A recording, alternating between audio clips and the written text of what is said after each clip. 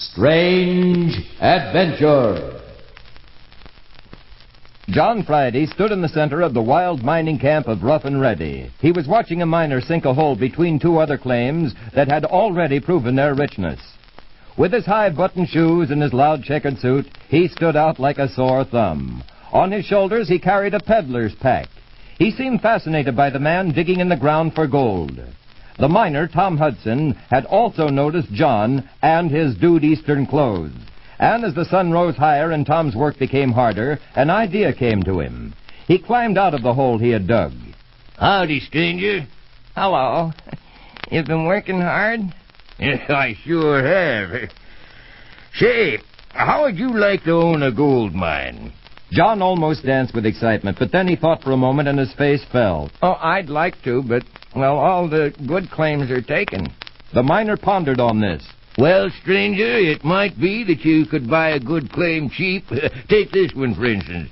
I'm tired of digging, and I like you. I'd sell you this claim for only $5,000.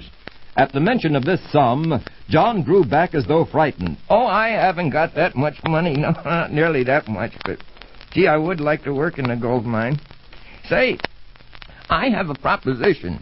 John Friday's proposition was a simple one. He would work the claim, and if he took out more than $200 worth of ore a day, it should all belong to Tom Hudson. If he took out less, it should belong to him. Tom agreed. The arrangement was put in writing, and John Friday went to work. Just a few feet underground, he struck pay dirt. He had worked for some 5 hours when he climbed out of the hole. Well, I think I've done enough for today. I'll stop now and wash out the gold. When the gold had been washed out, it was found to be worth $180. Under the terms of the contract, this belonged to John Friday. The second day it was the same, and so on to the end of the week. The little man would work anywhere from 4 to 7 hours, but the results were always the same. When the gold was weighed, it was found to be just under $200. Day by day, Tom Hudson grew more angry, and finally he told John that he was going to break the contract.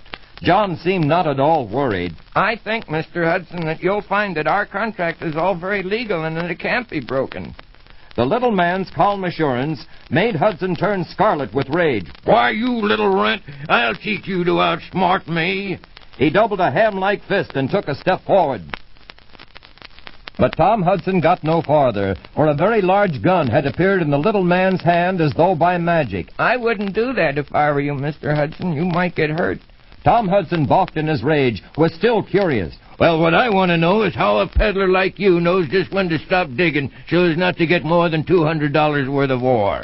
The little man smiled. Mr. Hudson, that's a very good question. It's true that I'm a peddler, or was when you met me, but I'm also a mining engineer. This is Pat McGeehan saying goodbye for my writer Charles Crowder and inviting you to listen again to another tale of Strange Adventure.